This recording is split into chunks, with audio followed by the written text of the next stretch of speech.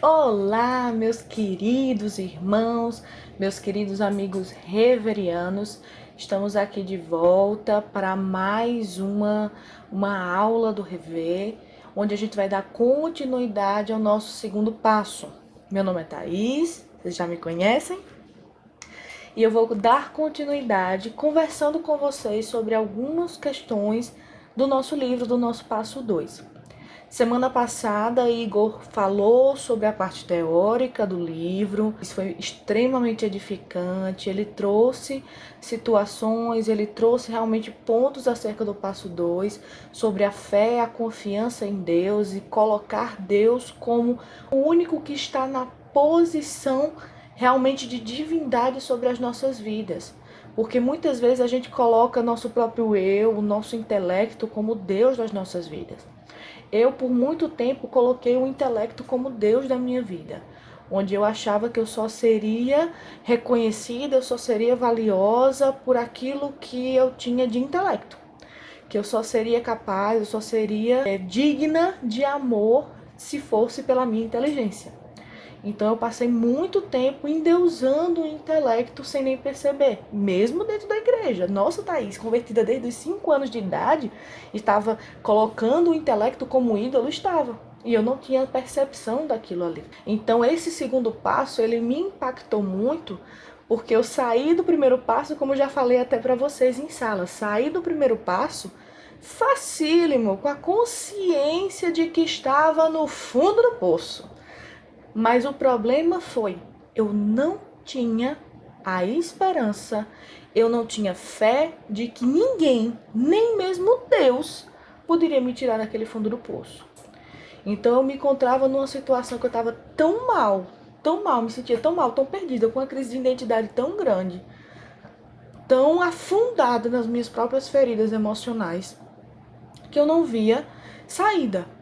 E eu demorei um pouco a entender que Deus é o único que é capaz de nos restaurar a sanidade.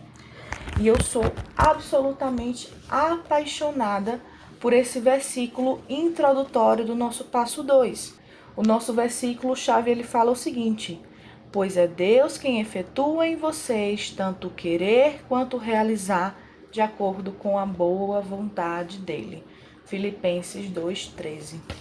Porque muitas vezes a gente nem consegue ter fé, a gente nem consegue querer, a gente já está num sentimento de tão profundo o nosso poço, tão profundo o nosso buraco emocional que a gente se encontra, que a gente não tem nem forças para querer. Mas o nosso Deus, ele é tão incrível que a Bíblia fala que ele dá até mesmo o querer, quanto mais o realizar. Então foi a partir disso que Deus foi trazendo novas as coisas no que diz respeito à fé e à esperança dentro da minha vida. A proposta dessa nossa aula de hoje é trazer algumas questões, eu não vou falar sobre todas, selecionei algumas que a gente vai ler, vai comentar sobre elas, para que a gente vá conversando como se nós estivéssemos na aula do Rever. E aí a gente vai começar falando sobre algumas dessas questões. A primeira questão que eu achei relevante que a gente comente sobre ela é a questão 3 do nosso segundo passo, que no meu livro está na página 64. E aí vocês acompanham de acordo com o livro de vocês. Crer em um poder superior a nós mesmos requer fé. No passado acreditávamos que éramos capazes de dirigir a nossa vida, crença que provou não ter valor nenhum, pois depositávamos as nossas esperanças no lugar errado. Por mais que tentássemos, jamais conseguíamos nos ajudar. Agora, precisamos colocar a nossa fé em Deus. No começo, pode parecer irracional depositar a nossa fé em um poder que não podemos ver nem tocar.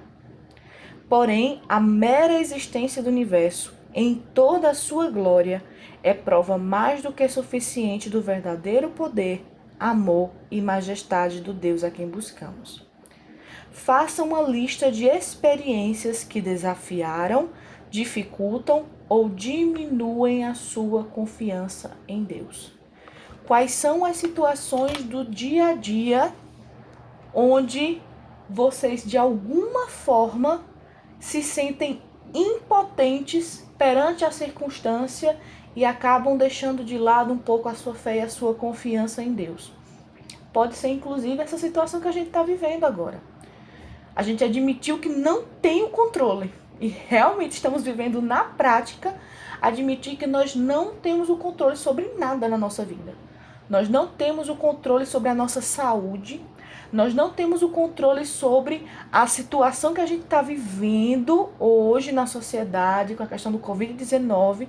A gente não tem controle sobre se a gente vai sair de casa para ir em algum lugar e não voltar infectado. A gente não tem controle sobre a saúde dos nossos amigos, dos nossos familiares. Então a gente está passando por uma situação onde realmente a gente vai precisar colocar esse passo 2 em prática. Ter fé e confiança de que mesmo que a gente não esteja de forma alguma no controle da situação que está acontecendo agora no nosso planeta, Deus tem o controle dessa situação. E a gente precisa acreditar que existe um propósito maior, existe um ensinamento maior em cima de tudo isso. Aproximar mais os familiares, aproximar mais as pessoas que estão de casa, nos ensinar a realmente dar valor aos nossos relacionamentos, valor até mesmo à nossa rotina. Eu já vi gente conversando e fazendo postagens sobre, nossa, deu saudade de acordar cedo para ir trabalhar, porque pelo menos assim eu saía de casa. Coisas que a gente não dava valor no nosso dia a dia, mas que agora, restritos disso, a gente passa a dar valor. Então, quem sabe a quantidade de ensinamentos que Deus não quer mostrar acerca dessa situação. Uma das reflexões mais fortes que Deus trouxe para a minha vida acerca dessa questão do Covid-19 é que a gente não tem noção do perigo do pecado, porque é algo que a gente não vê. O pecado a gente não vê, a batalha espiritual que existe ao redor de nós é algo que a gente não vê, a gente não toca, a gente não sente cheiro, mas existe. Então a batalha espiritual para que cada um de vocês esteja aqui em processo de restauração constante de aprendizado é algo constante, é algo que existe, mesmo que a gente não possa ver. Os cuidados que a gente precisa ter com a nossa vida espiritual, com o nosso alimento espiritual, eles têm que ser tão minuciosos quanto o nosso cuidado para estar o tempo todo preocupado se a gente está passando álcool em gel, se está lavando as mãos, o cuidado com as pessoas. A gente se preocupa com a pandemia, ninguém está duvidando da existência do vírus. Todo mundo está vendo que o Covid-19 existe. Agora, não conseguimos enxergá-lo a olho nu. A gente não consegue ver, a gente não consegue tocar o vírus, a gente não consegue sentir o cheiro do vírus. Então, da mesma forma, a gente não vê, não toca, não sente a batalha espiritual que permeia ao nosso redor, exceto as pessoas que têm um dom espiritual para realmente perceber e discernir isso, mas a maioria de nós não vê e não percebe, e a gente acaba negligenciando essa parte da nossa vida extremamente importante porque a gente não vê. A gente é limitado àquilo que a gente vê, e quando nós estamos limitados àquilo que a gente vê, nós não estamos agindo por fé. Porque fé é a esperança daquilo que não se vê. Então, se eu não estou vendo e mesmo assim eu creio que há um propósito de Deus naquilo ali, assim eu estou tendo fé. E esse passo 2 ele vai falar sobre isso. E que época mais propícia para a gente trabalhar sobre esse passo, senão agora. Seguido de não ter o controle, para a gente ter fé e esperança de que Deus, acima de qualquer outra coisa, acima de qualquer medicina, acima de qualquer intelecto, acima de qualquer pessoa mais poderosa do mundo, Deus tem o controle sobre tudo. A questão 4, ela diz o seguinte: identifique aspectos ou qualidades de Deus com que você tem mais dificuldade e explique por quê. Eu achei essa questão muito profunda. Você olha assim, 2 frases, você acha que não tem nada para falar. Ah não, tudo em Deus eu amo. Mas essa questão passa uma mensagem mais profunda. Porque quais aspectos ou qualidades de Deus você tem mais dificuldade? Então isso vai trazer a reflexão como você vê Deus. De que forma você encara a personalidade, os aspectos e a identidade de Deus? Você vê Deus já como um pai amoroso? Você vê Deus como um pai ausente? Você vê Deus como um carrasco? Você vê Deus como alguém que largou você à sua própria sorte? Você vê Deus como alguém com poder limitado? Então, de que forma você vê a personalidade de Deus? E essa sua visão, ela incomoda quando você olha e diz, eu imagino Deus dessa forma. Isso lhe incomoda ou isso lhe conforta? A imagem que você tem de Deus. Então, é isso que você vai destrinchar e aprofundar dentro dessa questão. De que forma você enxerga Deus mediante a situação que você está vivendo na sua vida hoje? A terceira questão que eu queria debater com vocês, conversar com vocês, é a questão 9. A questão 9 no meu livro está na página 65. Fala o seguinte: confie no Senhor de todo o seu coração. Nunca pense que a sua própria capacidade é suficiente para vencer os problemas. Em tudo quanto for fazer, lembre-se de colocar Deus em primeiro lugar. Ele guiará os seus passos e você andará pelo caminho do sucesso. Não fique cheio de si, pensando que a sua própria sabedoria é a razão do seu sucesso. A verdadeira sabedoria é amar e conhecer ao Senhor, fugindo do mal.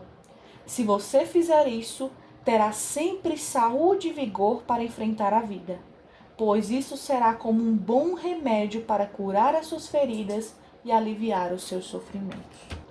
Aí a letra A, ela fala o seguinte: sublinhe as frases que indicam o que devemos deixar de fazer. Então você vai ler esse trecho da Bíblia e você vai sublinhar aquilo que você deve deixar de fazer. Que atitudes você precisa abandonar dentre aquelas que estão nesse trecho? Você precisa confiar em Jesus de todo o seu coração? Sim. Então, isso você precisa permanecer, não abandonar.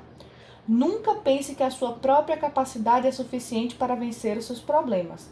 Pensar que a minha própria capacidade é o suficiente para resolver os problemas é algo que eu preciso abandonar? Sim. Então, aí você vai marcando. E esse foi um trecho que no meu livro, na época que eu fiz, ele está extremamente grifado, porque foi algo muito marcante para mim. Eu sempre achava que eu precisava recorrer a Deus só em última instância. Como eu sou formada em Direito, a gente aprende que existem altos escalões nos tribunais de justiça e que a gente começa com um juiz de primeira instância, numa ação. Se não deu o resultado que a gente quer, a gente vai para um de segunda instância. Se não deu o resultado que a gente quer, a gente vai para o Supremo Tribunal Federal ou Supremo Tribunal de Justiça, que são os altos escalões da justiça brasileira. Então eu sempre imaginava Deus como se fosse um STF lá em cima. Então eu tentava ao máximo resolver as coisas com a minha inteligência, com o meu planejamento, com a minha força, com a minha vontade. E se tudo desse errado, aí eu ia pedir: Senhor, meu Deus, pelo amor de Jesus, me ajude e me abençoe nisso. Mas não é isso que Deus quer. Deus quer que desde o início, dos primórdios dos nossos pensamentos, a gente deposite as nossas ansiedades, as nossas forças nele. Letra B. Por que não devemos depender da nossa própria capacidade ou sabedoria? Nossa própria capacidade ou sabedoria, ela é falha. Ela é falha, ela é fraca, ela é limitada, ela é imperfeita. Todo o contrário que Deus é. Porque Deus não falha. Deus é perfeito. Deus não é limitado, Deus é ilimitado. Eu acho engraçado porque em uma determinada pregação eu até cheguei a escutar. Aquilo que a gente vê é uma fotografia. Deus vê a paisagem inteira. Uma fotografia, ela só tira um frame, um segundo, um milésimo de segundo de um pedaço de uma paisagem. E Deus criou toda a paisagem. Então Deus é muito mais abrangente, muito mais amplo, muito mais poderoso do que qualquer tipo de pensamento que a gente tenha na nossa vida. Letra C. Em qual área de sua vida a dependência de si mesmo está trazendo problemas sérios? Em quais áreas da sua vida você confia tanto no seu próprio taco? Confia tanto na sua própria determinação, confia tanto nos seus conhecimentos, na sua habilidade, na sua inteligência, na sua experiência, na sua vivência, ou até mesmo confia tanto na sua religiosidade que você acha que não vai cair. Que isso está lhe trazendo problemas, que isso está lhe trazendo falta de confiança e de fé em Deus. A próxima questão que a gente vai comentar juntos é a questão 10. A questão 10, ela diz o seguinte: os discípulos perguntaram a Jesus por que não conseguiram expulsar demônios de uma pessoa. Ele respondeu: porque a fé que vocês têm é pequena. Eu lhes asseguro que se vocês tiverem fé do tamanho de um grão de mostarda, poderão dizer a este monte: vá daqui para lá, e ele irá. Nada lhes será impossível. Mateus 17:20. Cite um exemplo demonstrando que a sua fé nem chega ao tamanho de um grão de mostarda. Então, eu até dei um exemplo em sala de aula quando a gente falou sobre a aula do medo. Eu luto contra o medo e eu não escondo isso de ninguém. Isso é a minha maior área de luta, é o medo. E em determinada situação eu fui dar aula e quando eu cheguei em casa eu percebi que eu tinha esquecido o carregador do meu celular na sala de aula. E aí eu voltei desesperada para a faculdade, meu celular ele tem uma entrada diferente da maioria dos telefones, eu estava sozinha em casa, meus pais tinham viajado. E aí se meu celular descarregasse eu não ia ter como carregar porque não tinha nenhum tipo de outro carregador parecido em casa. E aí eu ia ficar incomunicável e eu já estava ficando desesperada, não achava esse celular, esse carregador. Falei com alguns alunos, tentei entrar em contato com a direção. Talvez veja com o pessoal da limpeza. Via com o pessoal da limpeza, corria. E isso, meu coração já ia entrando em pânico. Eu já estava pensando desesperada: meu Deus, amanhã eu vou precisar ir no centro, gastar um dinheiro que eu não tenho para comprar um carregador novo, por causa de uma coisa besta que eu fiz, que foi esquecer esse carregador. E aí começou o pânico, o medo gerando. E eu desesperada, rodando nessa faculdade, ninguém sabia, ninguém tinha ouvido falar, ninguém encontrava esse carregador. E aí eu, já quase chorando, desisti, já entregando os pontos. E aí eu estava voltando para o meu carro, no estacionamento. E aí quando eu tô indo pro estacionamento, eu me deparo com um professor, um colega de trabalho, que nem tem tanta proximidade assim. E aí ele virou pra mim e disse: e aí, professora, tudo bem? Eu disse: rapaz, não tá tudo bem não. Eu vim aqui desesperada porque eu esqueci meu carregador. É um branco? E aí eu disse: é. Aí ele: eu achei. Deixei lá na coordenação porque eu entrei naquela sala depois que você saiu e vi que você tinha esquecido. E aí eu fui desesperada na coordenação com ele falou com a pessoa e aquela pessoa foi e me entregou o carregador. Deus me confrontou na hora, dizendo: tá vendo como sua fé é pequena e você não consegue confiar de que eu tô cuidando de você e que eu vou continuar cuidando de você até nos mínimos detalhes. E aí eu passei a volta inteira chorando dentro do carro, pedindo perdão a Deus pela minha falta de fé. Então eu ainda estou nessa luta de acreditar que para Deus nada é impossível e que Deus não está alheio até mesmo aos detalhes da nossa vida. Deus não é um Supremo Tribunal Federal que você só vai atrás dele em último caso, em última instância. Deus é amigo, Deus é pai de amor. A próxima questão que eu quero comentar com vocês é a questão 14.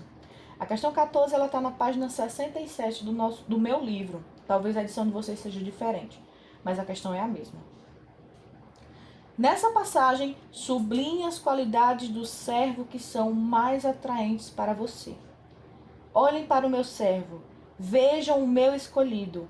Ele é o meu amado, em quem minha alma se alegra.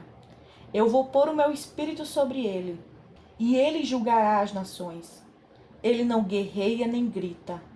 Ele não levanta a sua voz.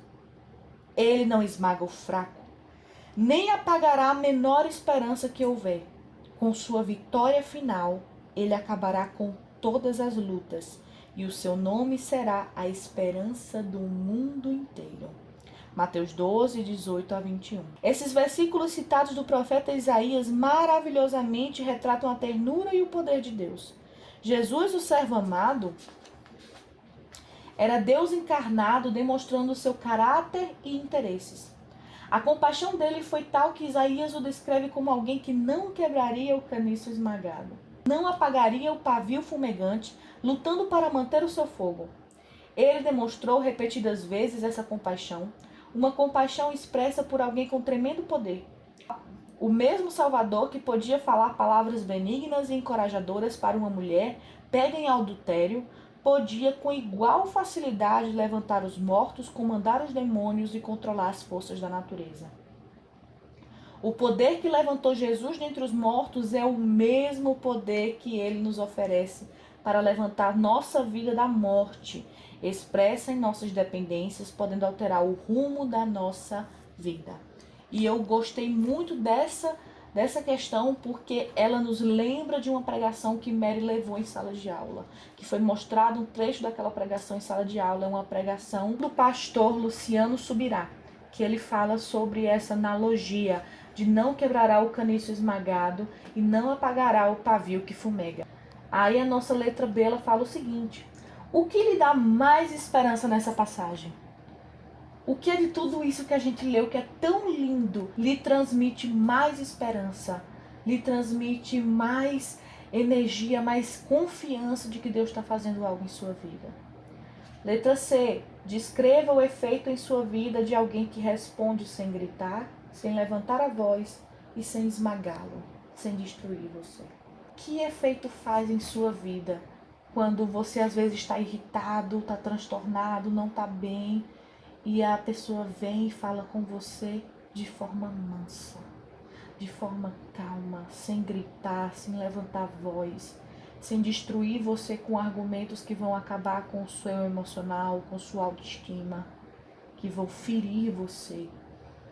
Como você reage a um Cristo que fala com você de forma perfeita? A próxima questão é a questão 17. A questão 17 ela fala o seguinte: pois estou convencido de que nem morte, nem vida, nem anjos, nem demônios, nem o presente, nem o futuro, nem quaisquer poderes, nem altura, nem profundidade, nem qualquer outra coisa na criação será capaz de nos separar do amor de Deus que está em Cristo Jesus, nosso Senhor. Romanos 8, 38 e 39. Você já sentiu esse amor no seu íntimo, não só intelectualmente? De forma escrita, peça a Jesus que revele esse amor ao seu coração. Vocês entendem a complexidade, a coisa mais linda que é esse versículo? É entender que nada, nem ninguém, nem você mesmo pode se afastar do amor de Deus, que está em Cristo Jesus. Nada que a gente faça vai fazer Deus nos amar mais. Então a gente não precisa buscar Ele com obras. A obra sem fé ela é morta, já diz a própria palavra. E nada do que a gente faça vai fazer Deus nos amar menos do que Ele já nos ama. Porque nada pode nos separar do amor dEle. E muitas vezes o que é que acontece? A gente crê racionalmente que Deus nos ama. Mas a gente não crê sentimentalmente, no íntimo, de que Deus nos ama. Então essa questão ela vai nos desafiar e nos incentivar para nos colocar perante o Senhor. E aí a gente sempre estimula que vocês escrevam, façam orações escritas, coloquem diante do Senhor o que vocês estão sentindo. E se for realmente essa situação que vocês passam, porque eu passei muito por isso, eu fui a pessoa que sempre entendia racionalmente o amor de Deus, mas não sentia o amor de Deus por mim. Eu não me via, eu cheguei no rever não me vendo como filha de Deus, eu cheguei no rever me vendo como serva. Como alguém que precisava fazer algo para poder ser merecedora do amor de Deus. Então eu entendia que Deus me amava, mas eu achava que eu precisava merecer aquele amor.